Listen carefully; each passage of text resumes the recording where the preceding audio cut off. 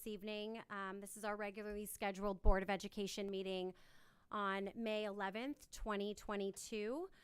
May I please call this meeting to order and establish a quorum?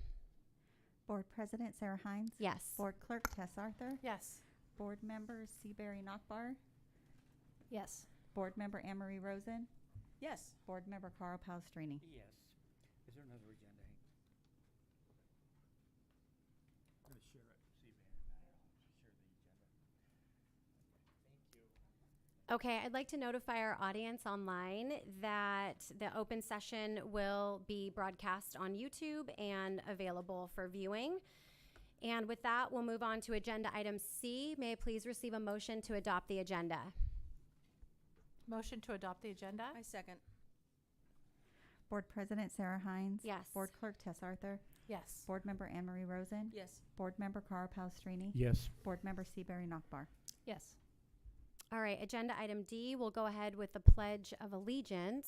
And Seabury, would you go ahead and lead us, please?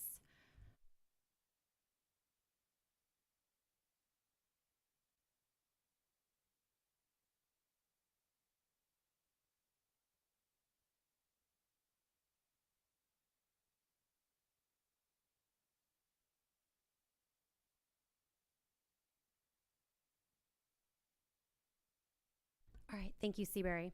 Agenda item E, these are our standard board comments, also comments from ACT, CSCA, and the superintendent. These are routine status updates regarding campus activities, meeting schedules, conferences, any events that we've all attended, and any recent developments.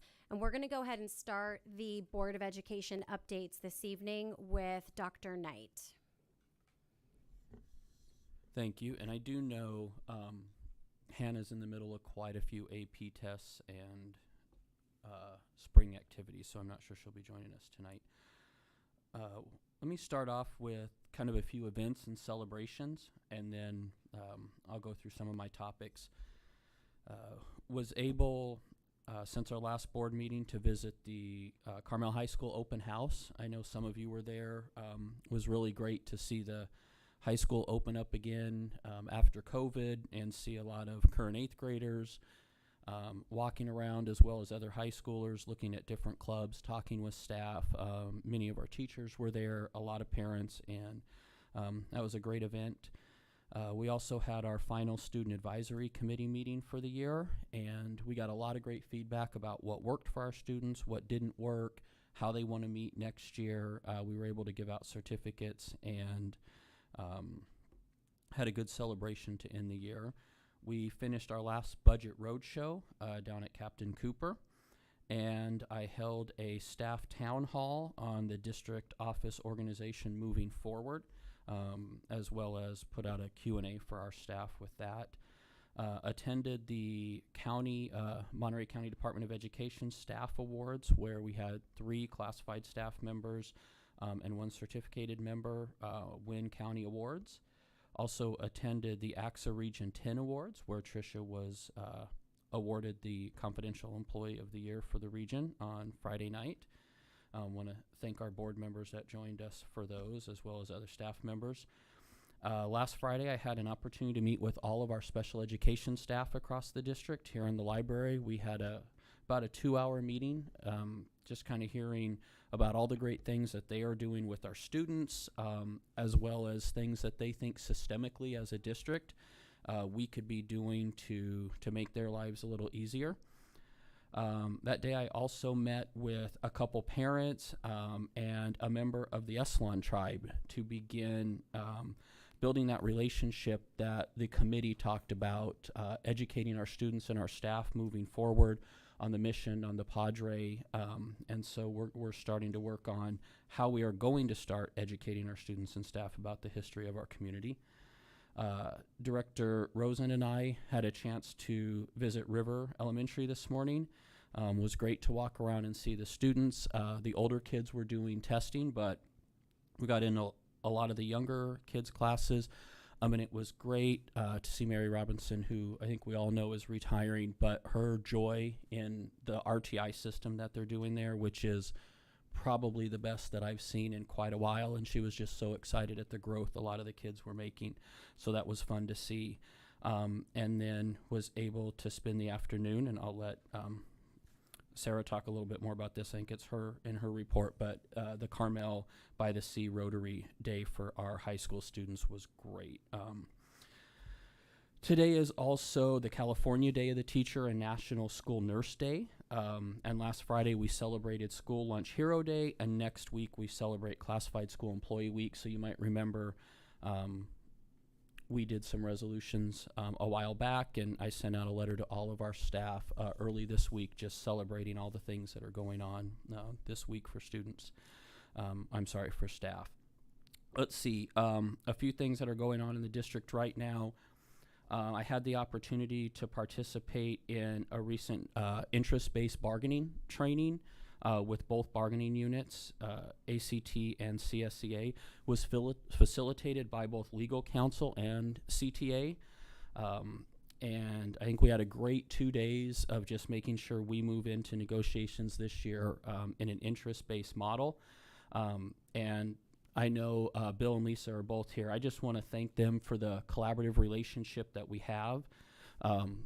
Bill and I talk quite often about some in our community believing that staff and our unions have to be at odds for some reason, and that's not the case here. Both of our unions not only support their staff, but they're here for kids, and we make joint decisions that put our students first, and that definitely came out in that training, and I'm just thankful for all of the staff that joined us in that training. We look forward to continuing that collaborative relationship. Let's see. Let me pull up a couple of these notes. So a topic that our community will be hearing about over the next few months. We recently received a demand letter to move from an at-large elected school board to a by-district elected school board. We'd begun exploring that project prior to COVID. The board, before I got here, adopted a resolution indicating that they would make that change after the 2020 census ended. As we all know, COVID hit, and that shelved a lot of plans across the district. This was one of them. So at this point, we are securing a demographer, and we are going to be bringing forth a plan where we will, with our community, collectively draw lines and redistrict or district for the first time our boundaries, and that will start in the 2024 election. We'll provide more information on this topic at the June 22nd meeting, and we plan on having a full full transition by the November or December meeting moving into next year. I wanted to talk a little bit about, because you'll see it on the agenda tonight, some of the district office changes, and make sure that we're all clear on how these are positively impacting students and teachers. There's a few job descriptions posted on the consent agenda, and as this board knows, as we've talked about a couple times, those are meant to try to do what we've talked about for 10 months, which is make sure this is a school district and not a district of schools. Make sure that we align support so that our teachers aren't having to reinvent the wheel, and that our students have equal access when they go from one school to the other. None of these positions in any way negatively impact our ability to give staff a raise, and every one of them was created in a way that should positively impact students and make life easier for our staff. From the original conversation that we had as a board over the past few months, we're no longer are intending to fill all of those positions. For example, we've already cut our plan from 3 curriculum instruction coordinators down to 2. We're not planning on filling the grants and compliance specialist at this point.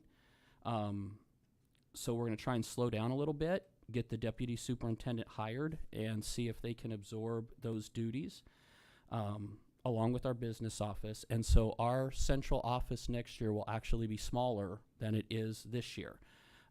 So both in budget and FTE.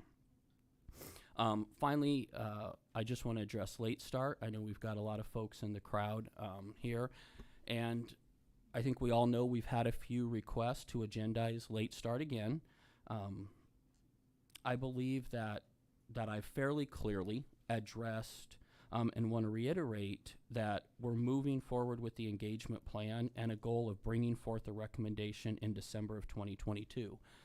I know everyone here's seen that plan. As I previously stated, if the board thinks different, right, and if they want to, vote to direct us to implement it earlier, we absolutely will do that. Our administration, our teachers, and our support staff are the best in the business, and we'll do whatever we're asked to do. So it's not that our bus drivers can't do it. It's not that our teachers can't do it. It's my recommendation that we take the time to understand the trade-offs with our community. But if this board feels differently, our staff will be able to get the job done. In terms of moving forward, I have a meeting with our survey consultant on Friday to discuss the survey. They've done these surveys before and have actually created a white paper on the topic about how this implementation has gone in other parts of the country. I worked with my administrative council, and we've created a late start kind of executive committee, which will begin working and driving this process. That includes people from all walks of the district that will be impacted on this. I'm wanting to add the elementary early release for 2022-23 onto this process. We've heard from our elementary teachers they would like an early release day every week similar to our middle and high so that they have time to get together for professional development. That will again cause changes for student, staff, and parents, so we want to make sure we're getting feedback, but I want to add that. And I'm also working on our first formal presentation. If you remember the plan to the board, the first presentation we talked about was the science of sleep. So we're working to secure an expert who can come in and not only present to the board, but one of the things I've done in past districts is have that person present to the board one night and then do a community meeting the next night so that our parents can come. And that would be to educate our students, staff, and parents on everything we can do to increase the sleep our students get. So although my recommendation continues to be, let's hold off on late start and make sure we're implementing it in a way that limits trade-offs, there are a lot of things that we can start doing to increase sleep for students. Some of the things that the experts will tell us, and that when we bring this person in, we can limit cell phones and other electronics at night. We can give our children a bedtime. I don't know how representative it is, but when I talked to my student advisory group, not one of those students had a bedtime. So as a parent, I know I tell my kids to go to bed because I want to make sure they get enough sleep. There's things we could do internally. We could shut down district-provided devices at night, so we could make sure our Chromebooks aren't able to be accessed after a certain time at night, so our kids are getting to bed. We can also monitor the amount of homework we give our students. So just a few ideas that I think will come out when we bring in an expert to not only talk to us about the idea of later start times increasing sleep for students, but also some of the other things that we can start doing as a board and as a community to make sure that our students are getting as much sleep as possible. I know that was long-winded, but that's all I have for tonight. Great. Thank you so much. That was a really thorough report. Thank you. Is that code for too long? No, not at all. No code needed, I would tell you. All right, so let's move on to our association updates from ACT, the Association of Carmel Teachers, and Csca, the California School Employees Association. I will go ahead and start with Mr. Schreier. Mr. Schreier. No. Oh, who's...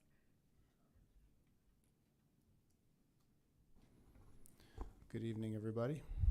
I'm Bill Schreier, President of the Association of Carmel Teachers. I want to echo what the superintendent said about the IBB training, and particularly that CTA was involved, which I think is the first time that district administrators and site administrators and others were involved in a training that was provided by CTA in addition to the district's lawyer. And the caliber of training was really exceptional. I know Anne Marie was there and saw it. And there was this real esprit de corps. So that was great. So I noticed that what I want to say now brings up a lot of emotion for me. And it has to do with the meeting 2 weeks ago, particularly discussion around late start. And there was suggestions that were made that in some way teachers were not going to be able to get it done if the decision was made to do it. And as I sat over there and listened to that, it was hard to hear because it was very reminiscent of something that happened a couple years ago. That, you know, the teachers can't do this and the teachers are the reason things aren't happening and stuff like that, all of which was completely untrue. But there's receptive ears to that. And I checked it out with some folks. Could that have been interpreted as teachers were the impediment to late start happening? And in fact, my fears were confirmed. And so I need to be really clear with everybody. Teachers are not in any way an impediment to late start happening. It's not our decision, but when it's made, we will carry it out and make it work. Just like we did when we were told we're going to closure and we had 3 days to get ready. Show me another place that did that. And so the idea that that was in some way evidence that we couldn't carry it out was particularly painful to hear. So I just really want to be clear about that. That is not our decision whether late start happens, but when the decision is made, we will execute as best we can, gladly. The superintendent and I had a talk a little while ago, within the last hour, and it was in part about this, but it was also a bigger conversation. And it feeds into the late start, and it feeds into a few other things, and it's about decision making. And that sometimes there's a suggestion that decisions are made and there's dark forces behind the scenes influencing those decisions, and the dark force typically is the teachers' union. That somehow we're manipulating the process, and that's why things are being done. And there isn't oftentimes a strong refutation of that idea except from the association itself, and it's really, really destructive. I get that teachers' unions in this country have not a great reputation, and in many cases well-deserved. But that is not the case for the Association of Carmel Teachers. We have tremendous autonomy. I tell my members, we will not support a policy that does not directly benefit students. And those of you that know me know that's job one for me, always. It can't be inconsistent with what I do in this role, otherwise I leave this role immediately. I get that it fills a narrative that people want to hear, but it is incorrect. Another thing that people should know is that we do not go outside our lane. If we're asked our opinion, we'll give it. But as I have said time and again, we know where we have a right to speak and to advocate a position, and we know where we don't. Doesn't mean we're not going to give an opinion, but it can't be used in some way to provide cover for unpopular decisions. And I fear that that happens too. So what I would say finally is, if people wonder where the Teachers Association stands, and by extension the teachers of this district, please just ask me, because I'm happy to provide where we stand to the extent that I know it and to be forthcoming about it. Thank you.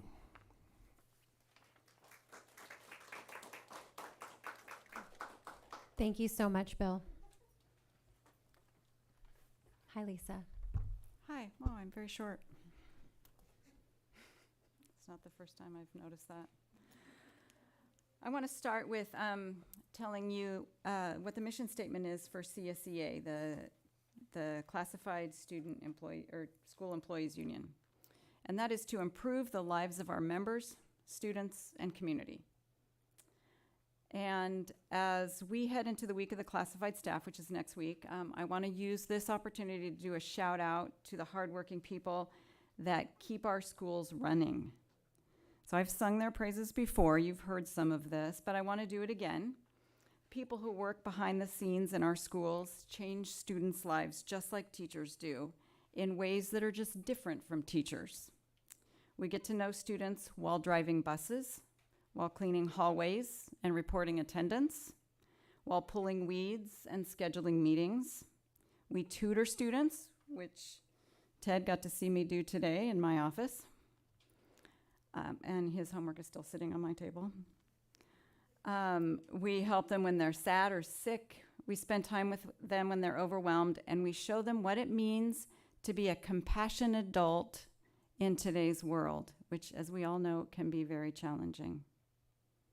We listen to their concerns, we encourage them, and we cheer them on. We are classified staff, and we bring it every day for every student. And I hope that all of you here and those of you watching will take a minute sometime this year before school's out to thank a classified staff person for their roles in our schools. So we have spent the last couple of months working with Ted and Craig on issues of classified staff who work out of class. Working out of class means that they're doing work that isn't part of their job description, something that they were not hired to do. This has been an ongoing issue, particularly in the district office. And so we recently worked on a funding, accountability, and compliance specialist position. Job description, I think, is on the list tonight. And I'm really hoping that you will approve that job description, because everything on that job description up until now has been done by a classified person in overtime. So for years and years, and this is typical of classified jobs, it's called job creep. More and more things get put on these staff. It's not in their job descriptions, and because it's not in our DNA to say no, we do it. And we do it generally very happily. And it's reached a point, particularly in that department, of it's just untenable at this point. Our staff are doing things that they are not prepared to do, don't have the time to do, and is way outside of their job. So I really hope when you're talking about the reorg and looking at those job descriptions that you'll keep the classified staff in mind, and remember that you can't save money on the backs of the classified staff. And traditionally that's what schools do, and I just want to bring that to your attention before it happens to us. I also want to echo what Ted and Bill said. The IBB training that we just experienced was such a great experience. It was so unique to sit down all three groups and go through that training together. I think relationships were strengthened. It really made our first day of negotiations, I think, a lot more rewarding to use that process, to work together as a team, to set common goals. I think we're off to a good start, and I want to thank the district for that opportunity. That's it. Thank you so much, Lisa.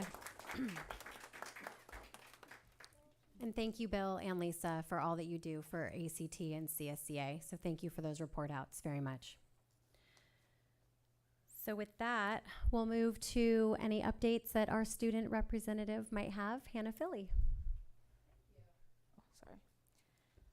So, as she just mentioned, kind of on that same note, last week was Teacher Appreciation Week, and I feel like a lot of the students took part in very unique and special ways that were very personal to them, and they really, in ASB, we made handwritten cards for every teacher and passed them out, and I think it was just a really nice way to give back and celebrate and appreciate everything that they've done for us this year, and for the past however many years they've worked.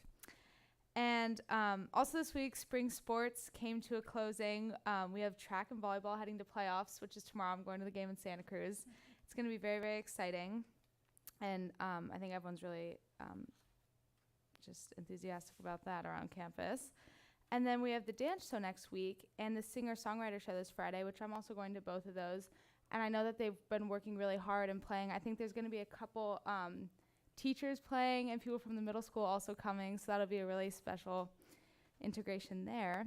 And then we had a very successful Heritage Festival a couple weeks ago, And that was when the entire music department went down to LA, and they had a blast, and they did really, really well. And everyone is still super proud of them. And then we also are partnering with the elementary schools for grad walks these next coming weeks, and all the seniors are very excited about that, to go back and visit their own campuses and see their teachers, and because that's something that we all really do care about, going back to visit all the, like, we have little siblings in there too, so it's going to be really fun. And then we also have the recognition assembly, Day on the Green, and prom coming up, which are really big because we haven't had those in a couple years, and it's the first official time that everyone's coming together to plan that again. And then lastly, link crew applications. I just thought that was really important because those were just submitted, and link crew is a very, very important part of our school. It was very impactful to me and a lot of my friends, and I know a lot of kids are gonna apply this year, so it's gonna be a really exciting process to kickstart again. So thank you. Thank you so much. So we'll start with our Board of Education updates, and we'll start with you, Seabury.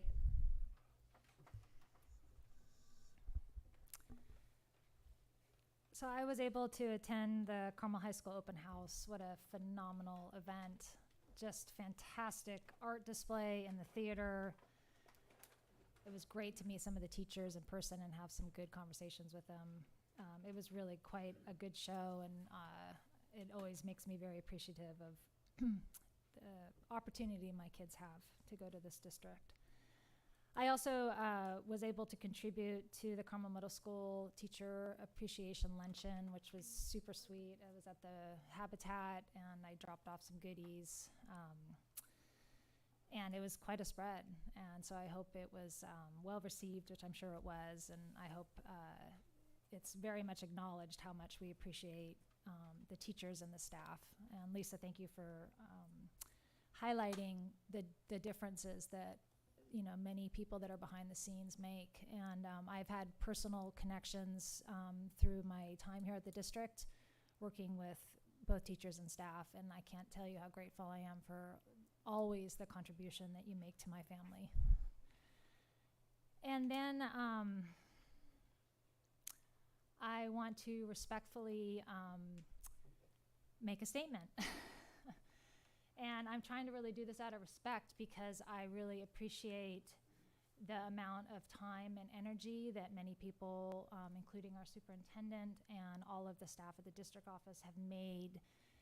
Dan Paul, I know you've done a ton of work in the Department of Late Start and trying to figure out how to move this forward. But I have to respect my own gut and my own intuition, and I just want to publicly say that I'm really disappointed that we are not implementing something next fall.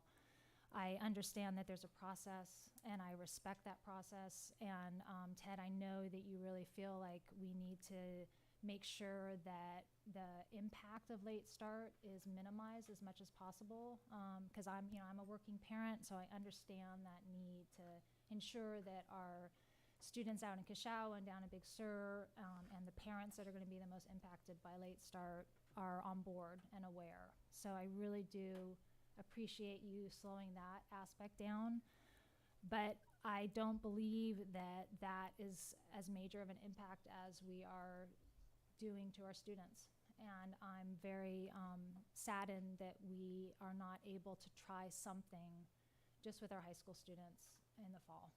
And so I just wanted to publicly make that statement, and I respect the rest of my board members and their opinions. And I think it's great that we have an opportunity to have a board and a superintendent where we might not disagree, but we certainly respect each other. We respect our decisions and our opinions, and I certainly feel that way very strongly. But I did feel like it was important that I stayed true to myself and made that public statement. So thanks. Thank you so much, Seabury. Carl? Couple of comments.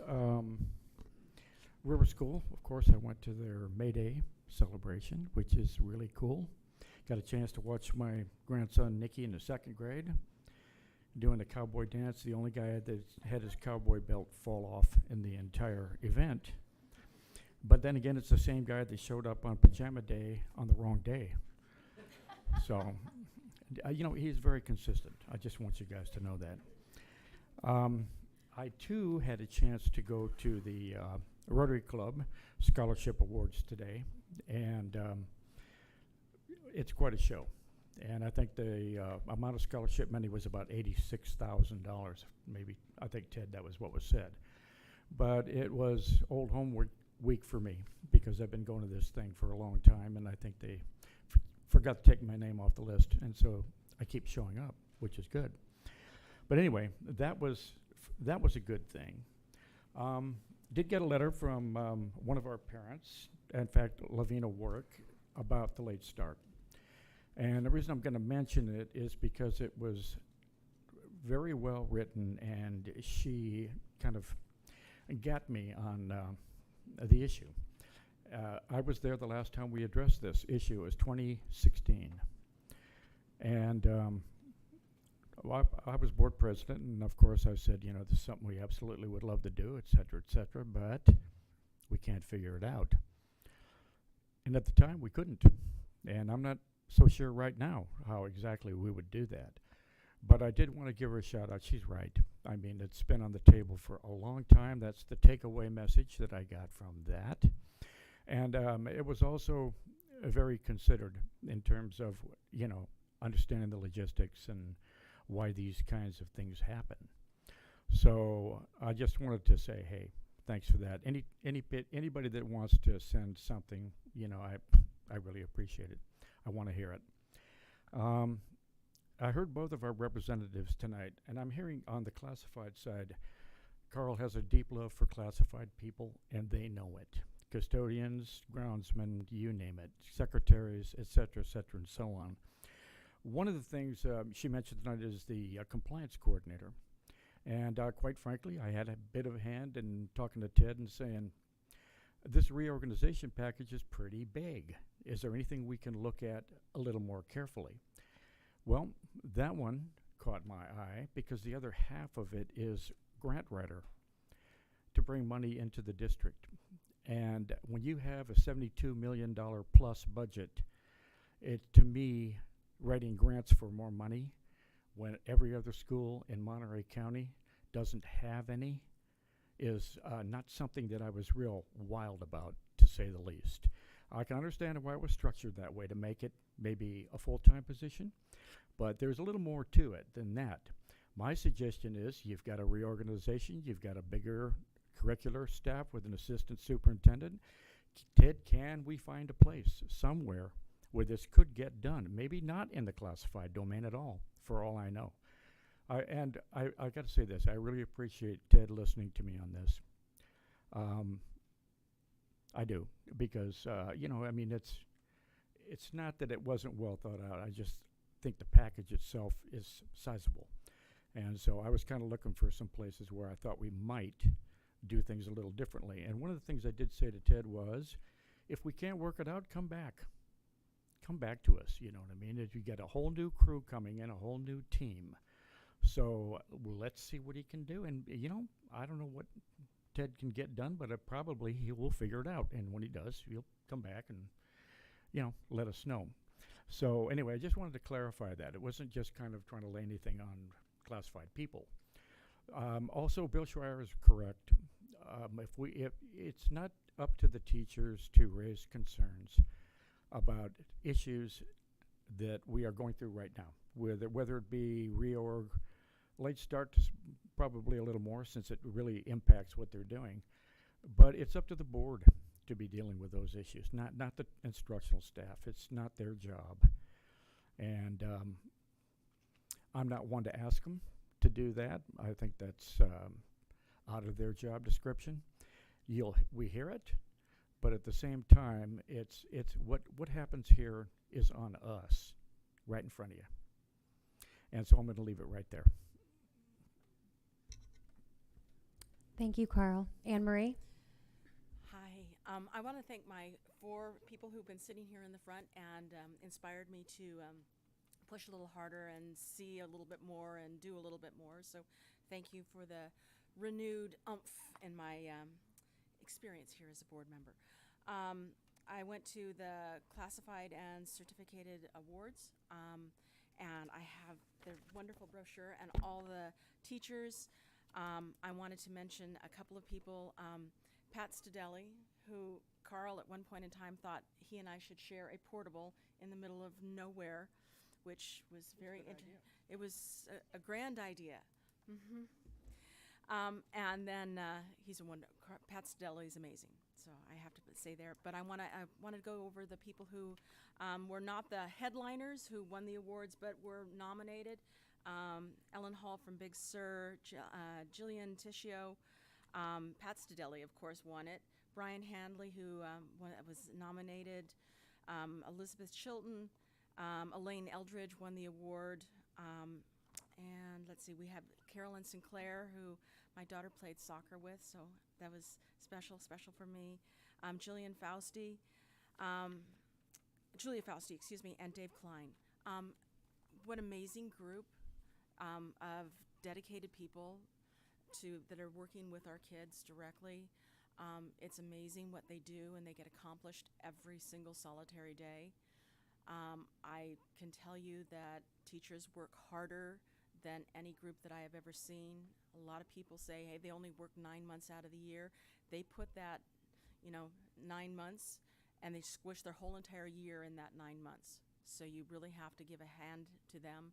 Not only are they working during the day with your kids, they are grading papers and they're planning for the next day or cleaning up their classroom, and they're absolutely amazing. Our staff from our other union is amazing. They work with them. I've seen so many take time to talk to students, to be with them, and everybody is here for students. And I'm just blessed to consider myself an educator because they are a wonderful group of people. They're the most amazing group of people. I will just leave it at that. I went to another banquet for our wonderful Tricia Zarovich down there, who certainly deserves many awards, and many more that she is getting. She works silently most of the time and just does her job, and anytime I have questions, she's always there to answer them. If she can't answer them, she points me in the direction that I need to go. Absolutely dedicated. I will send out a text message, and I just say, when you get up, or when you see this, don't worry about it, and it always pops right back at me, and I'm like, I'm so sorry, I didn't mean to did you do something? She's always there. Absolutely amazing. I went to the interest-based bargaining. I got 2 days, 2 part days. I had to get there a little bit late and leave a little bit early. It was phenomenal to see everybody working together to try and get to a resolution, to get to this contract at the end. Everybody seems to have a buy-in. At one point in time, we actually switched places, and I got to talk to people, walk around to their different groups because I came in a little bit late, and I got to find out what they were thinking, how they were problem solving. It was they had one case study, and everybody came out with a different solution. So it's phenomenal to see that group working together, the groups all working together in conjunction. I love to see both unions together. It's just reassuring that everybody can work together because we're all here working to make sure that we are working for the interest of the kids. I've been going out to Csca and enjoying myself thoroughly out there. I would like to thank at least one anonymous person who sent me some photos from Facebook. I have no idea who you are, but thank you. It answered a lot of questions, and I was like, wow. I went to a meeting to fill in for Tess, so thank you very much, Tess, for letting me meet a whole new group of people. It was amazing. The report out from that was that Monterey County Food Bank has the Excellence in Education Award for this year. And they're going to be working on not only putting out one award next year, but they're going to be putting out honorable mentions. And I got to meet one of the board members from our district just south of us in Big Sur District. Irene was amazing to talk to. Whole different set of issues that she deals with such a small district. But a lot of the same kind of things keep coming up, and we're all working for the betterment of students. And that was about it for that. I went to the superintendent, the last superintendent student advisory committee meeting for this year. I absolutely love working with kids.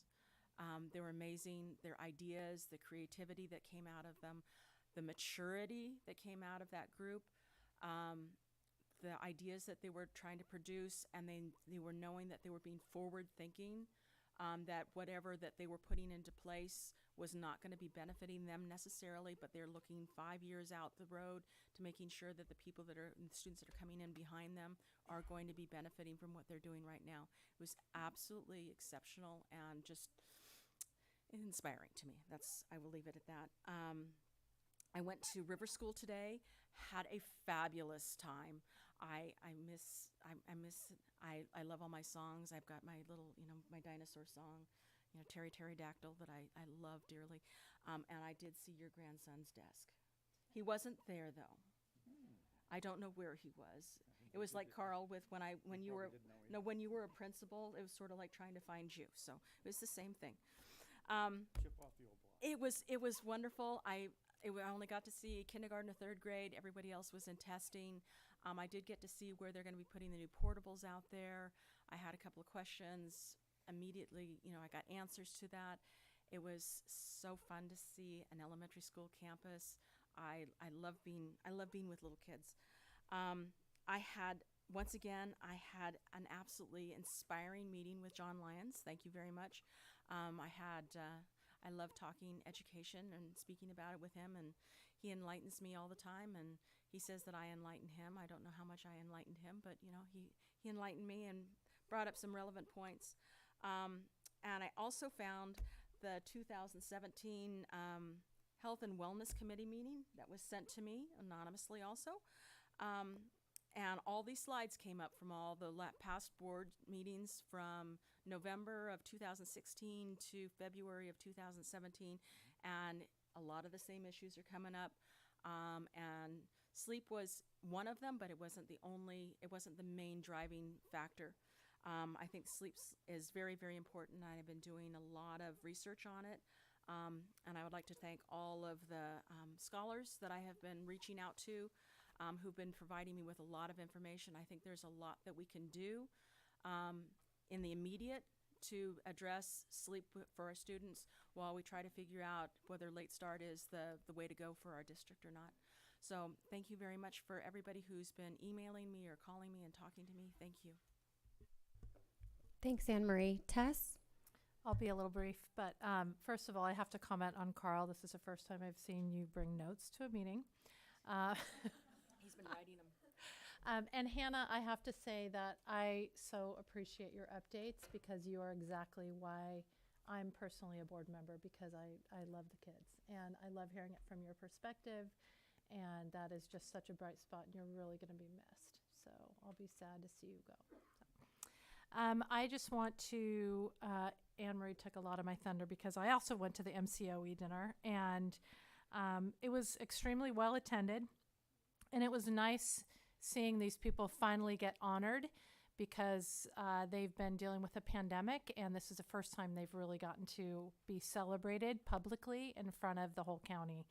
So I just wanted to give another shout out to the 4 winners and the 3 nominees that were at the Monterey County Office of Education Awards dinner. And it was just a bright spot for me because that is why we're doing this. I also attended the staff town hall last Monday that brought over 65 staff members together to discuss district-wide changes with the superintendent. And I just so appreciate you, Ted, and your leadership and your ability to be open and try to get the information out there. And I'm hoping that we'll continue to move forward with you as our leader. So thank you. You weren't kidding. That was brief. Thank you. I will not be brief, but I have a few updates and a few things that I just want to talk about before we move on. I know you guys are waiting patiently for public comment, so I will hammer through my updates. As Ted and Carl alluded to, we were all at the Carmel by the Sea Rotary Luncheon today, where Carmel High School students were honored with scholarships. It was an amazing afternoon. I wish all of you could have been in the room today. It was so inspiring and so beautiful. I would like to thank all of the Carmel High School students who applied for the scholarship. It's such a wonderful opportunity that the Carmel by the Sea Rotary gives our district, and congratulate all the winners of those scholarships as well. And Jim Agan said something today that really hit me in the heart. He said that the youth of this community are our future, and I believe that wholeheartedly, and I think that gets lost sometimes when we're talking about really charged topics that deal with a lot of adults. And it was great to spend a couple of hours today really focused on our students and where they're going for their next chapter in their lives. So I would like to thank the Carmel by the Sea Rotary for investing in Carmel Unified. They've been doing it for quite some time, and I'm pleased that that partnership will continue and be ongoing. The next thing I wanted to let everybody know about is the Carmel Residents Association partnered with Aubrey Powers at the high school. And I just want to shine a light on this because I think it was such a beautiful moment for our students to experience. Aubrey, in partnership with the CRA, took leadership students and they were able to put on a mock city council meeting. So our students were able to actually shadow city officials for half a day and then go back and choose roles and responsibilities and then conduct a meeting. And I think when students are thinking about where they want to go after high school, I'm so proud of our district that we're having little moments like this and creating experiences for our students so they can better forge their path after high school. So I would like to thank Aubrey for organizing that, along with Ken White from the Carmel Residents Association. I also attended the Carmel High School open house, and so I don't want to beat a dead horse on that, but it was super. It was so well attended. Thank you to everybody that went into the planning of that. I know it's no small effort. And same goes for the Captain Cooper open house and the May Festival at River School. Two incredible events.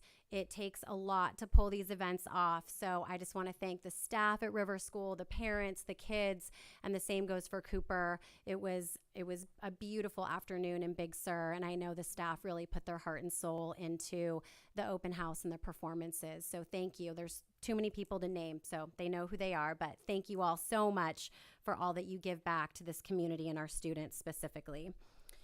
And then last but not least, I did want to make a comment on Late Start as well. I wanted to thank Ted for putting together the Late Start Executive Committee. I know that he's taking a page out of our COVID task force a little bit, and the Executive Committee will be formed similarly with people having specific roles and responsibilities. And I'm looking forward to what the recommendations are coming out of that task force. And I also have not been quiet about my feelings about Late Start, and I do wish there was something that we could do sooner than later. I respect the plan, I respect the process, and I'm really hopeful that maybe through this executive committee there are some recommendations or there are some go forward plans that maybe exceed some of our expectations. So thank you again, Ted, for pulling that together, and thank you for being involved in the executive committee.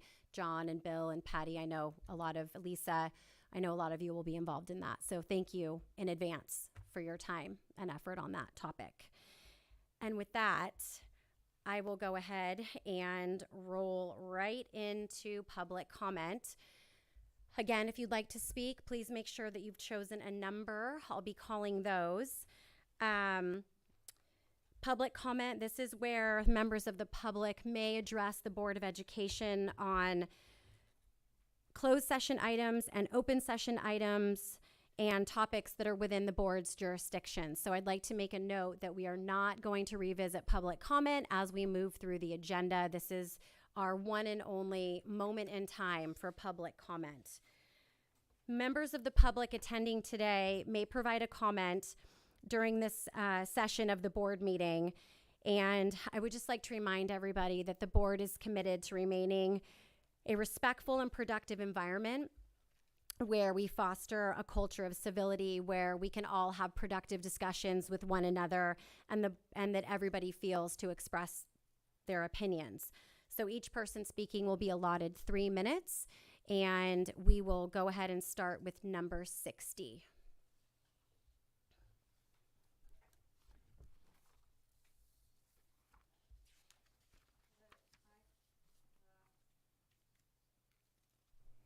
Hi. My name is Isabella, and I wanted to speak about the late start. I think that we should really try to start at 8:30 next year, or as soon as possible. I think that the purpose of school is education, and schools that start at 8:30 or later statistically have significantly higher academic success rates. And I think in no way should a school impair students' academic success, or even more important, school should not impair students' mental or physical health. According to the NCBI, schools that start earlier than 8:30 have 10 to 11% higher percent chances for students to commit suicide. I think it's not something that we can brush away easily, or say that we can work on it and keep working on it and wait longer to do it, because I think it's important to act as soon as we can. I know that there's lots of difficulties with sports and not having stadium lights next year. I think that I'm an athlete. I do 3 sports a year, and to me, my sleep is more important than anything else. And I think there's other solutions we could try, such as sports practices in the winter, practicing in the morning. Although this is still waking up early, I think that because it's a smaller percentage of the student body and a smaller part of the year, it would make a big difference. I also think it could be winter sports practicing on weekends and other things like that. Yeah. Thank you so much. Well done. Number 61, please. Hi, thanks so much. My name's Scott Hirschfeld. I have a daughter who's a sophomore at the high school and a son who's in 7th grade. I also coach the JV soccer team at Carmel High. And I've formerly been a head of school where we, in Wyoming, where I'm originally from, where we originally started at 7:40 and then moved the start time to 9 o'clock. And so I've been a part of these conversations and seen that it can be done. As the student who just spoke before me so eloquently said, the mission of everything that we're doing here is to provide the best education possible for students and see what is really best for students. And I don't think there's any doubt that a later start is better for students. There's no debate. That's not what this debate is about. If we could do it tomorrow with the logistics working out and the budgeting, everyone would do it. And so, having said that everyone knows allowing those students to sleep in and starting later would be better for students, there are solutions. Logistics don't have to drive the solution. Just because we start later doesn't mean that it will necessarily, that we will get out later. There are different schedules. You can grab 5 minutes here, 10 minutes there, grab some time from the early release on Thursday to make sure that students are still in class the same amount of time, and they still will get out at approximately the same time. So that, to me, isn't the argument. The stadium lights and the practicing like I do with the soccer team in the winter, there are solutions with block scheduling and creative solutions that allow students to start later and still get out within 5 to 10 minutes of when they get out now. So I really think there's things that can be explored there. In addition, I know transportation's a major issue, and so I haven't looked into that, but I know it can be done, and looking at just creative solutions, we're really making sure those outlying communities have a way to get into school, focusing on them, and then having the students who are more in the area closer to the school, be be not as a big a concern because they'll be able to get to the school. The bottom line is there's schools all over California right now moving to a late start. We don't have to reinvent the wheel. I'm sure there's plenty of other districts out there that don't have stadium lights, that are grappling with us, that have come up with creative solutions. And there's just no doubt that starting later is better for students. And so that, to me, is what should be driving this. And whether you do it now or do it in a year or 2 years, there's going to be change. It'll be difficult, and waiting won't make a bit of difference. Thanks. Thank you so much.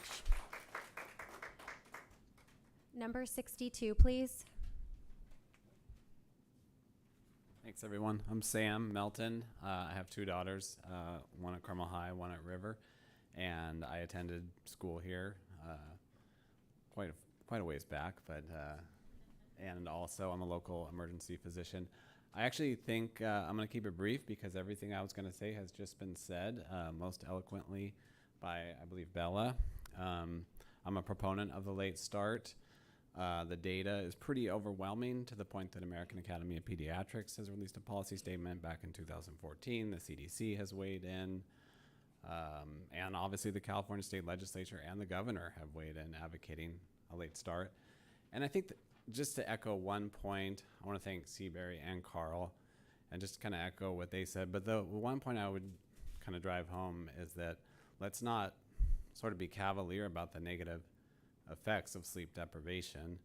I agree that we should focus on every means possible to encourage adequate sleep and adequate health and mental health, physical health in general, getting proper meals, adequate sleep, appropriate exercise, all of that's important, and I appreciate everything everyone's doing. I don't think we disagree at all, but let's not be cavalier about the negative effects of sleep deprivation.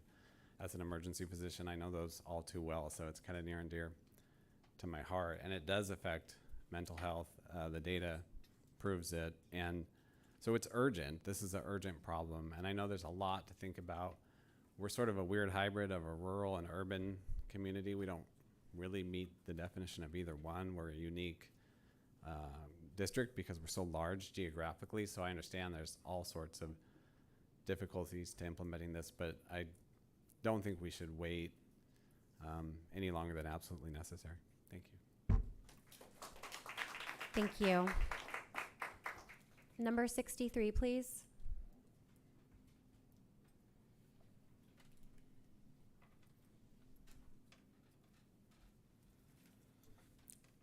Good evening. My name is Lavina Warwick, and I just want to thank everyone for sharing your perspective tonight. Mr. Palestrini, thank you for addressing late start and my email to you, and Mr. Knight, especially for sort of concretely stating just some more forward action toward late start.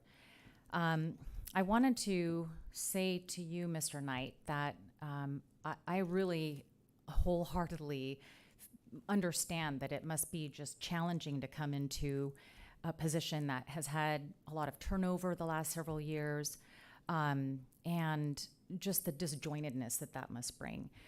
I want to echo what some of my fellow parents in the community are saying, though, that I feel like there is a sense of the tail wagging the dog on this issue. I think that there's just no more evidence or more news that we need to hear about how affected mental health or how much of an issue mental health is to the teens of this day. And I don't think we can control everything that leads to someone having a trigger or having a mental health issue or having an eruption of a mental health issue. But I do think there are things that we can control, and start time is one of them. I do want to say that I've heard a couple of times from some people, and forgive me, I don't remember who, but that, we should work on getting kids to bed earlier and then give them a bedtime. And I really, as a parent, I say, heck yeah, I wish my kids would go to bed at 7 o'clock. But I also really, what the data is showing is the patterns of adolescence and their sleep patterns and when they can actually fall asleep the best, and when their natural wake-up cycle is. And I think this is not information we've had for very long in the, just sort of in the world of schooling. So ultimately, I do believe that this should drive the decision that we should move faster than slower, while still doing everything we can to account for everybody, not leaving anybody out, but just trying to find a way to address the issue instead of not dealing with the issue because it's complicated. So thank you for listening. I appreciate it. Thank you. Number 64. Hi, Randall Frederick. I have two boys, 13 and 15. I'm going to my 5th year as a Carmel PTO treasurer, so I am involved. It's funny we're doing sleep because I'm not a very good public speaker to start with, and I went to Belfast over the weekend. I shot a corporate video on Monday. I flew home yesterday, got home, drove in rush hour, and since my wife left at 6 in the morning and got home at 11 o'clock last night, I cooked dinner and went to bed at 10:30, so I was up about 25 hours. So you do need sleep. But I just want to say that, climate change is real and we need to do something. There's trade-offs. Oil prices are going to go up. It just doesn't mean we don't do the right thing. COVID was hard. This team did shut the school down in 3 days. Then they went back to hybrid, where we brought in kids that were disadvantaged or needed special needs, or teachers. And there were some here, there were so many things going on. We didn't really have the luxury to say, oh, well, let's think about it, let's wait. You just got to do it because it was the right thing, and we needed to help the kids. We had masks, they had to sanitize, they had to do 6 feet. It was really complicated, they had to have pass to get in. I went to some other schools. It was really complicated to do it. I think you're underestimating your team. They can do this. And, doing the right thing is always hard. There is trade-offs, but, there was some people couldn't get vaccinated. Some people didn't want to get vaccinated. Some people didn't want to wear a mask, but the majority of the people did what they were supposed to do, and they did the right thing, and we moved forward. And so I think we need to do the same thing. I don't mean to be rude. I felt like a couple weeks ago I was listening to a governor from Texas or Florida saying, well, we can't do that. We're going to do it. I think we would need to do it. And I just think that we can't wait. As even the kids said, hey, 10% of the kids commit suicide, 10% higher. There's just no point in waiting. The problems are not going to go away. We just need to move and let your team get it done. So thank you. Thank you. Number 65, please. Hi, I'm Beth Frederick, and I actually am the lead teacher at the Csca Children's Center. When I was hired, I was told that part of my job was to be the voice of those kids. And there have been families that are surprised that I'm still there. This is my 3rd year. And every single one of those kids has my heart. I have preschoolers from 9:30 to 12:30 in the morning, and then after school, I get K through 12. I get high schoolers, I get middle schoolers. I'm helping them all with their homework. I'm brushing off my Spanish. This will hurt my community. It'll hurt them so bad. My daughter is right there. Those are my kids. My daughter's in 3rd grade, and she started having a panic attack when she heard that she might have to get up at 6:30, be on the bus at 6:30 in the morning. For elementary school, for a 8:40 start, my kids are on the bus by 7:30. I understand that the middle and high schoolers are on the bus by 6:15, but the second we were talking about it in their after-school program when I'm supposed to be helping them with their homework, I had kids having panic attacks, sweating, hyperventilating, about having to change up their schedules, having to do things differently, having to be at school later, not being able to do sports because our late bus already comes in at 6:30 at night. So if elementary school kids are getting out at 2, they'll get to my center by 3. But middle and high schoolers will get out hypothetically at 4 instead of 3. So they won't be getting home. They won't be getting to me until almost 5:30, and I close at 6. So how do I help them? How does my center provide the internet for those children that don't have it at home? How do these parents make that work? How do students even play sports? Can the bus drivers still drive that late at night? Because if you're pushing everything back for them an hour, they're not going to get home till 7:30. And if it's about the continuity of families, I've got families that have middle and high schoolers and elementary and preschoolers. So I've got all 3 of their kids or 4 of their kids. And how do you do dinner if your preschooler is done by 12:30, but your elementary school kid is done by 3 and home, like on the bus home, but your big kid isn't home till 7:30? How do you sit down for dinner as a family? How do you make that work? How do you go to school events?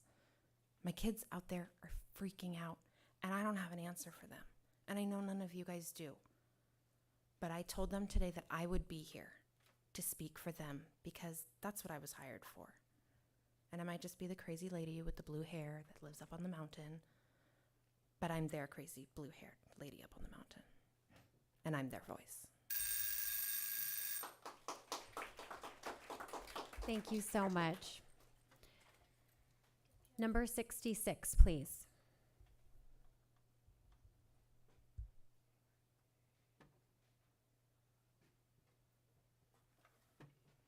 Hi, my name is Katie Ania, and today I come to speak on behalf of Jake Odello. He is a candidate for Monterey County Board of Education, Trustee Area 1. As many of you know, Jake is a CUSD alum and still resides in Carmel Valley. He represents the next generation of leadership. He brings a fresh perspective, and as a local taxpayer, CUSD parent, overachieving volunteer, I am thankful that he is running to represent our students. So I just ask that you all consider supporting Jake in this campaign. Many of you have already received your ballots in the mail.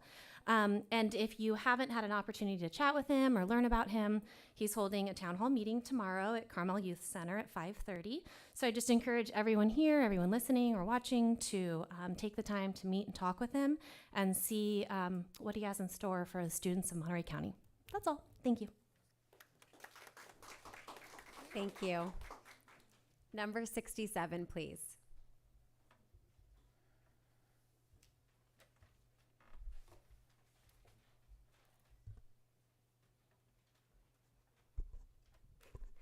I'm Averill. I'm in 8th grade at CMS. And I want to talk about Late Start.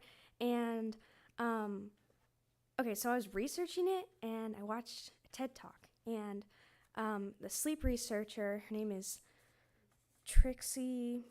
I'm so sorry, I can't remember her name.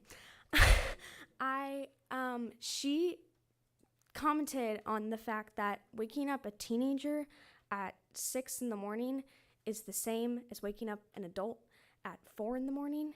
And I feel like if all of you were waking up at 4 in the morning and you had the power to change it, you would. Because waking up at 6 every single morning for 7 years is really tiring, and I'm only in 8th grade. I'm really tired. And I also want to talk about, obviously in Csca, it's an issue, and I think that can be solved if we can. I know there's like a number of school days that we have to go to, but if we get out at the same time every day and have we have smaller like lunch periods and breaks and take some of the days off that we get from the year out of that, it would be worth it, because I can guarantee you that the majority of the students here want more sleep on a daily basis than more days off of school. And I understand that there are like issues with implementing this, but if your goal is to help students, then this is what we have to do. Thank you so much. Well said. Number 68, please.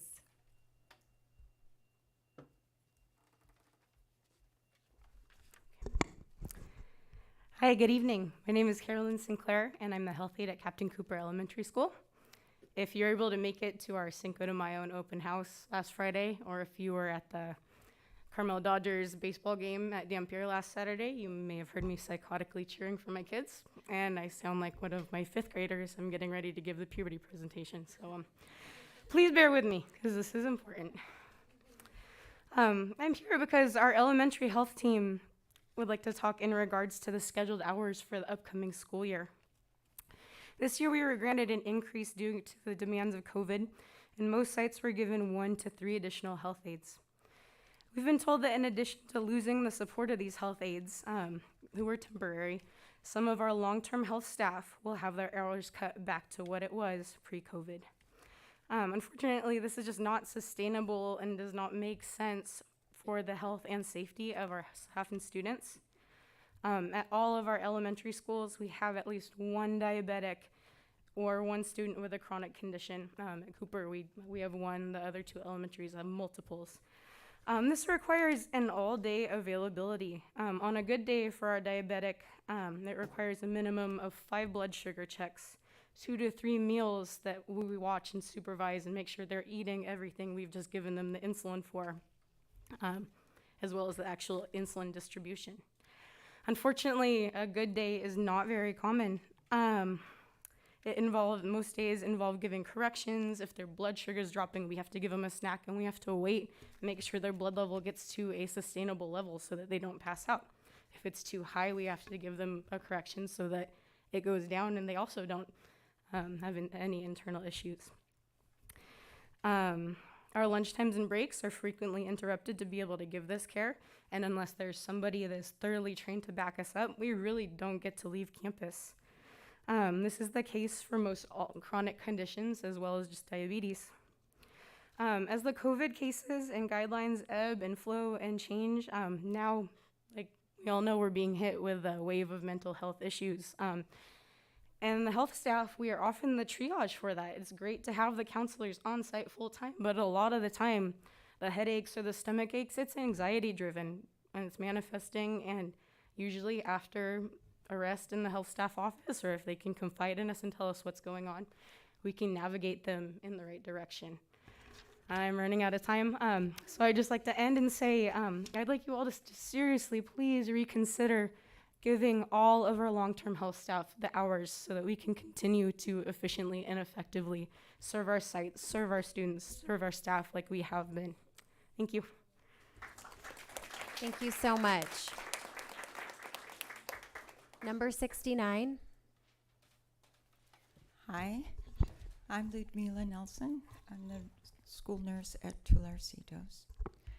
When I asked the question regarding retaining an 8-hour day for our long-term health staff at the town hall meeting, the answer implied that there may be a sense of entitlement after having the hours and then losing them. I found this insulting and offensive because we have been needing longer hours in order to do our work long before COVID. Our daily workload does not begin and end with the bells.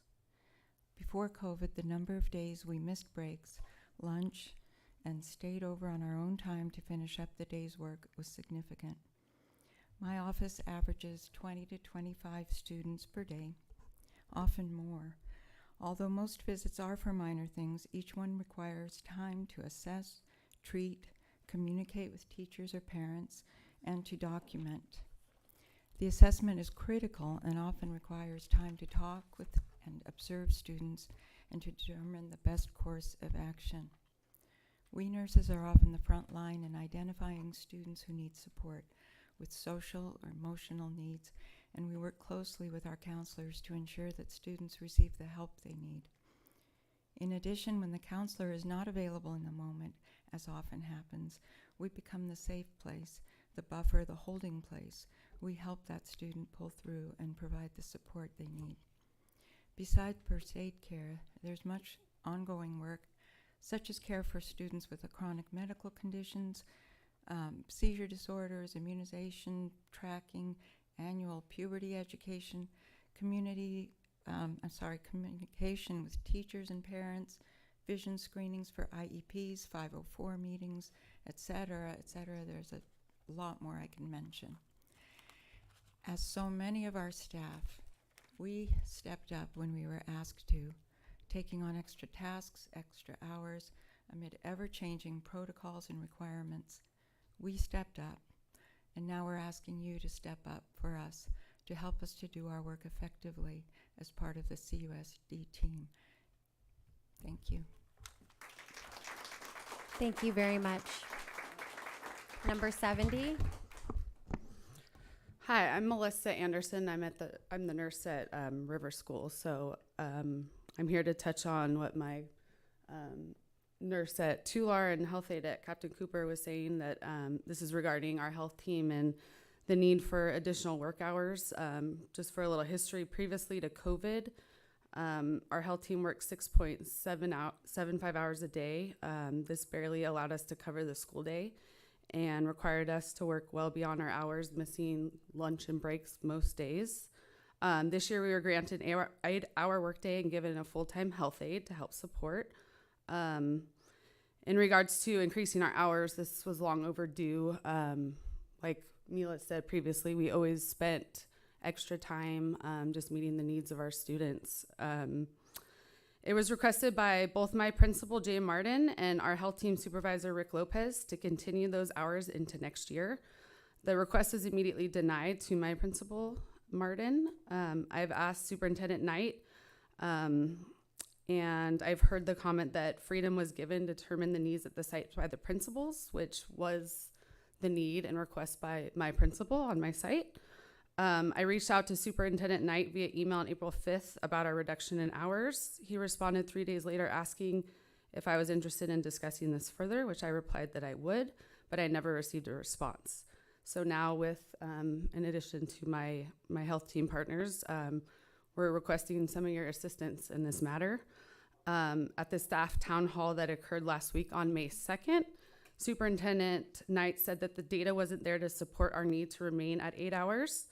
Unfortunately, there was never a request for data from us, and I confirmed that with my colleagues. But we are more than happy to supply any data you guys would like to see on what we do in our jobs.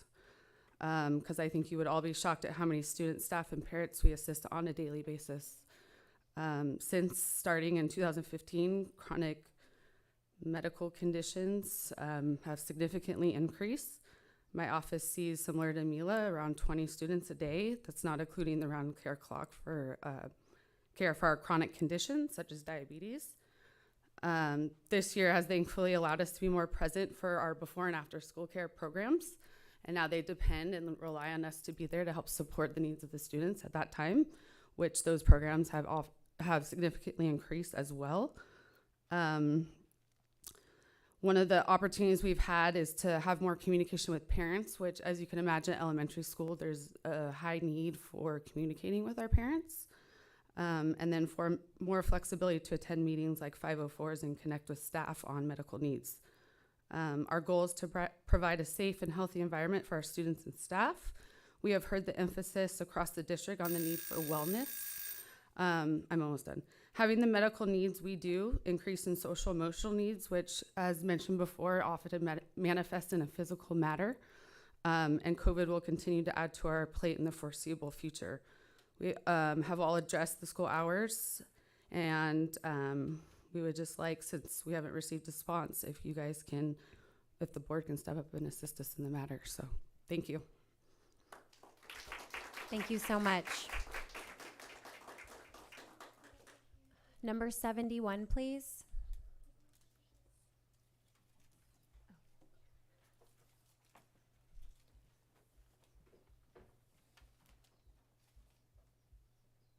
Okay. So that concludes the public comment portion of the meeting. I'd really like to thank everybody who came this evening that spoke with us about Late Start. We appreciate hearing from you, your thoughts, your opinions. It's not falling on deaf ears. So thank you all very much. And thank you to the nursing staff from our district for coming this evening as well. We appreciate hearing from you. And with that, we will move on to agenda item 2. This is our consent calendar. This is where the board may bundle a number of items and act upon them together in one motion through the use of a consent calendar. Consent agenda items are routine items deemed to be non-controversial or which board discussion is not anticipated and for which the superintendent recommends approval. There will be no discussion of these items prior to the vote unless any members of the board request specific items to be removed for discussion. So with that said, may I please receive a motion to approve the consent calendar? I make a motion to approve the consent calendar. Second. Board President Sarah Hines. Yes. Board Member Tess Arthur. I mean, Yes. Board Clerk, sorry. Board Member Emery Rosen. Yes. Board Member Carl Palestrini. Board Member Seabury Nachbar. Can I get a clarifying question before we move on? And I apologize for not catching this earlier in the agenda, but, and are we allowed to talk about it? Okay. If you, what's the specific? We have a little bit of latitude, not much. Okay. For the classified and management job descriptions, can you remind me what we're giving approval for, which two? So on the classified, it is the, because I always, the funding, accountability, and compliance specialist. That's the one that we're asking requests for that we're not asking to fill at this time. The other three, the Chief Technology Officer, the Director of Human Resources, and the Deputy Superintendent, those are all administrative, so those aren't under the board's purview. They're on there as a courtesy. Okay. Thank you for the clarification. How'd you vote? Yes. Tricia, I think you have what you need, right? Okay. All right, moving on. Before we leave, I just need to say that we've been hearing a lot about this reorganization in all fairness. And it doesn't look like what we've done before. Carl, I'm sorry, this is not an agendized topic for this evening. Comment, that's all. Okay. Almost there. So, I think at this point in time, because we do hear an awful lot, it's time to move forward. It's time to support this. We hired a guy to come in here, take a look at what we're doing, figure out how to do it better. And I think we need to get behind it at this point. If we had concerns, we should have put them up earlier than we have. So anyway, just felt that needs to be said, and hopefully that'll put to rest a little bit of kind of what we're getting back. That's it. Okay, thank you.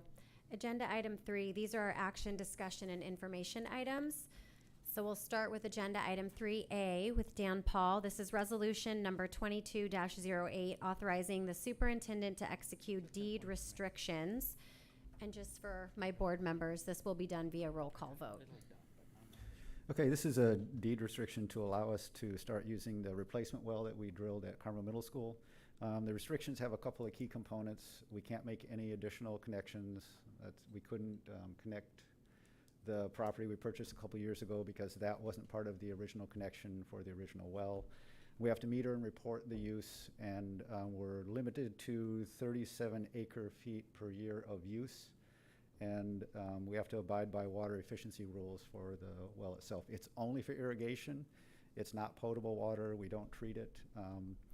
And right now we're using CalAm to keep our CalAm connection to keep our fields green. So this will be a savings for the district. So there's some other indemnification and other paperwork in the packet, but the big items are the connections and the limit of use. Quick question, Dan. What are the costs for using our own well?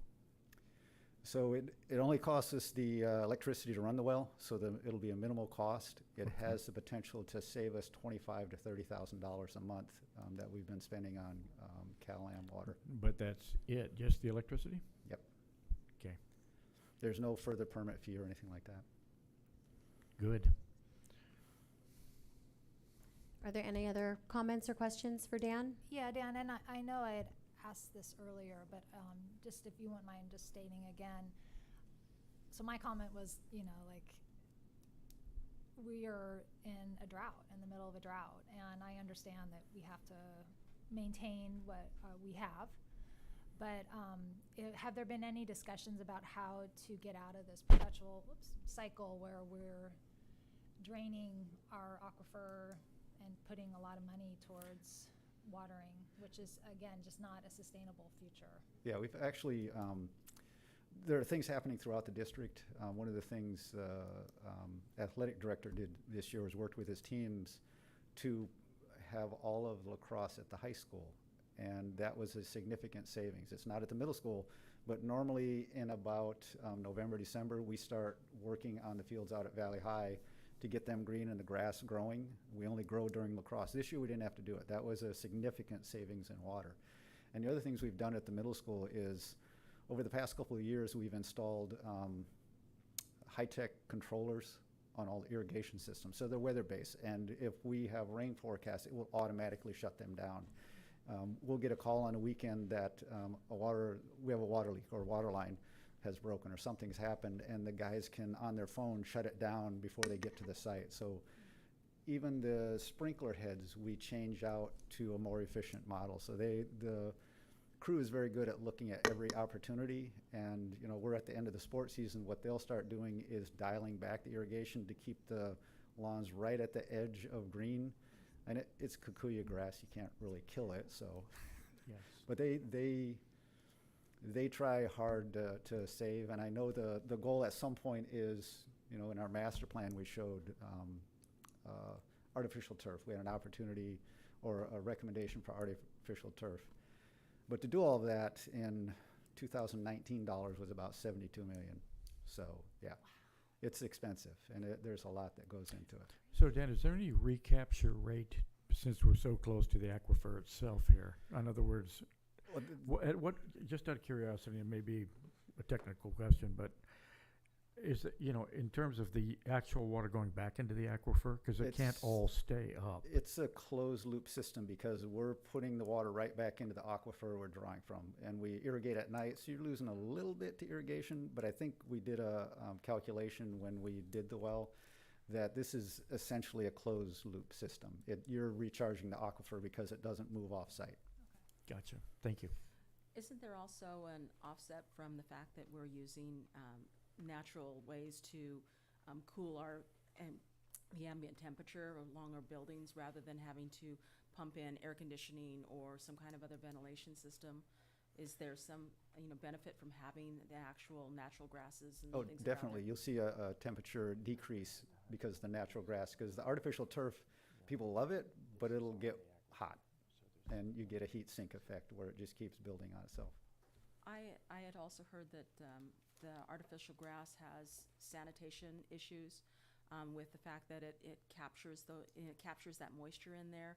And I mean, at least from personal people that I've looked at houses and stuff where people have had the artificial grass and they're having mold issues and different issues from resulting in that, or animal urination issues. Yeah, you can have that. When we designed the football field at the high school, we looked very closely at the infill we put into the blades to avoid something like that. And it's it's like grass. If there's bacteria in grass too. Really, the best thing the athletes can do is take a shower after they play on the field. Same thing if you're a wrestler or whatever. Take a shower afterwards, and you're going to avoid a lot of the problems. May I please get a motion to approve? I'll make a motion to approve as presented. I second. Board President Sarah Hines. Yes. Board Clerk Tess Arthur. Yes. Board Member Anne Marie Rosen. Yes. Board Member Carl Palestrini. Yes. Board Member Seabury Nakbar. Yes. Thank you, Dan. Appreciate it. Agenda item 3B, this is resolution number 22-09, the declaration of need for fully qualified educators. I will keep this quick and short. This is actually a document that you must approve in a open session of a board meeting on an annual basis. And it allows us to be prepared if for some reason we were needing to hire an individual who had certifications but maybe was missing a portion. So we've had this happen, for example, when we've hired highly qualified out-of-state teachers who have come to our area. and they don't have the certifications, for example, for our English language development authorizations to work with those students. So this gives us that opportunity to work with the CTC on that. Excellent, thank you. We'll go down the line. Seabury, Carl, Anne Marie, Tess, any questions? Okay, may I please receive a motion? I'll make a motion to approve Resolution 2209, Declaration of Need for Fully Qualified Educators. I second. Board President Sarah Hines. Yes. Board Clerk Tess Arthur. Yes. Board Member Anne Marie Rosen. Yes. Board Member Carl Palestrini. Yes. Board Member Seabury Nakbar. Yes. All right, as we move into Agenda 3C, this is approving the CSBA quarterly updated board bylaws and board policies and CUSD requested updates as identified, if any. And I would like to publicly state that the board received all of these policies, so we should have all had the time to go through them and read through them before this evening. So I'll pass it off to Ted for Agenda Item 3C. Thank you, Sarah. So CSBA, the California Association of School Boards, who helps draft most board policies across the state, they send updates quarterly based on law changes, such and so forth. So these are policies that have been updated by CSBA. They've been vetted by staff and then vetted by our board president and board clerk. For the most part, they're pretty benign. They're just simple CSB updates. The one that that you guys have probably seen that I would probably just state publicly is we've spent some time making sure that we have a little tighter lid on residency moving forward. Our district registrars and others continue to be frustrated. As we all know, we're a basic aid district. So as much as we would like to educate every child who wants to come to Carmel, we don't get a single dollar for them. We only get money for the kids who live within our district. So every student from outside of the district that comes in, we're educating for free, which means we're giving less of an education to those who live here. So we've tightened up those registration policies. When talking to staff, we do believe there are some parents who have maybe been fraudulent on those registration packets. And what we've traditionally done, we do employ a private investigator. So if staff believes that someone is not honest on that, we would investigate that. And if that were the case, we would move the student out. I have a problem punishing students for adult behavior. So we've worked with legal counsel, worked with our staff, and instead what we're doing, we're trying to tighten it up further on the front end so it makes it harder to be fraudulent. But if we do catch someone being fraudulent, the law allows us to instead civilly and criminally go after the parent. So rather than punishing the kid for the parent, this policy just allows us to follow the law and hold the parent accountable versus the child. The rest of these are pretty benign and pretty par for the course in terms of quarterly updates. You know, Ted, And I think- quick follow-up on that one. Holding the parent accountable but not the child, does that mean the child stays in the district? Only until the end of that school year. I have a hard time kicking a kid out in the middle of the school year. So what we would ask the parent to do if we find out that they fraudulently enrolled them, we would ask them to disenroll them at the end of the year. And if they don't, we would move forward legally and still remove the child, but not until. And I've implemented that this year with students who we know don't live here. I've made it clear at the end of the year you can't come back. Just a quick thought on that. What if it's discovered right at the registration process within a couple weeks of the beginning of the school year? How's that going to be handled? So we've talked with the registrars about that, that registration is somewhat preliminary in nature, meaning we have to verify everything and you're not officially in until we do. The other thing we're tightening up on is there is a process in law where basically everybody has to, in a summary fashion, re-register every year. So we are going to reinstitute that. We are going to have parents register again this summer and do it under the new guidance. So it's going to be a bit of an inconvenience for all of our parents this summer, but we think it's the right thing to do. And again, this is, I think for all of us as educators, it's very difficult. It's very difficult to tell a kid who wants to come here, you can't come here. We have great staff, we have a great school, but it's not fair to the students whose parents pay taxes in our community. Absolutely correct. I was just hoping there was a window at the beginning of the year so that we don't get into, well, we caught them after 2 weeks and now they're here for the year. So I'm just kind of, I don't know if that's in there or not, but I get the mid-year thing. Certainly if a kid's underway, you know, I get that. Yeah, there's some preliminary time at the start, and we worked with our registrars and legal. We tightened up the packet, the registration packet, as tight as we can. The process that California allows is called a caregiver affidavit. So if Sarah wants to fill something out that says my son lives with her, then my son gets to go to school here. But we've tightened that up as much as we can to where we've said my son would actually have to live at her house 5 days a week. And if our staff is telling us he doesn't, then we'll actually have a private investigator watch that. And if my son's not showing up over there every night after school, then we'll be asking them to disenroll, or we'll be legally moving forward. So is your son going to live with Sarah or not? I noticed she got a strange look on her. She probably has enough teenage boys in her home. She doesn't need one more. Just checking. Okay. The more the merrier. All right, may I please have a motion to approve the quarterly updates on our board bylaws and policies? I'll make a motion to approve the quarterly updated board bylaws and board policies. I second.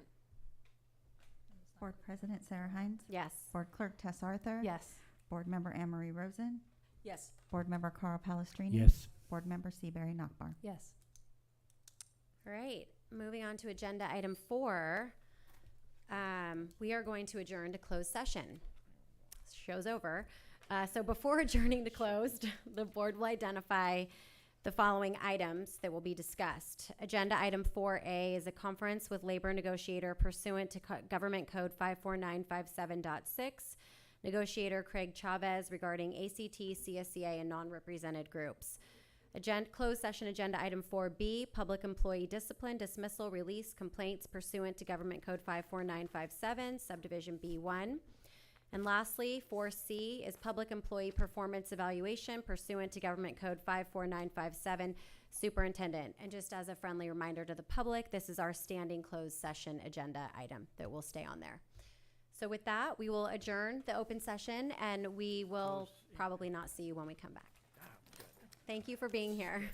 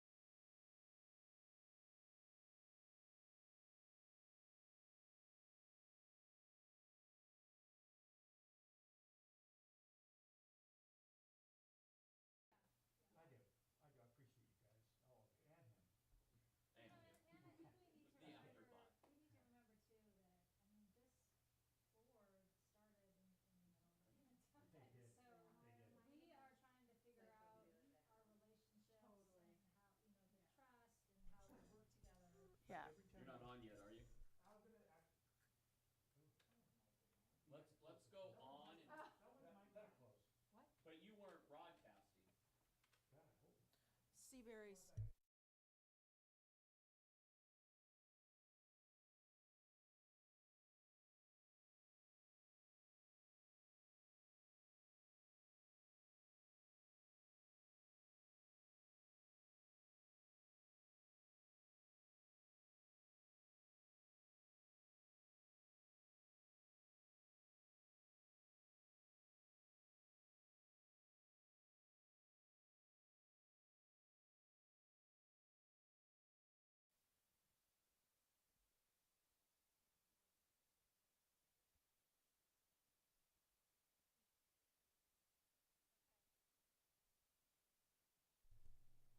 We have nothing to report out of closed.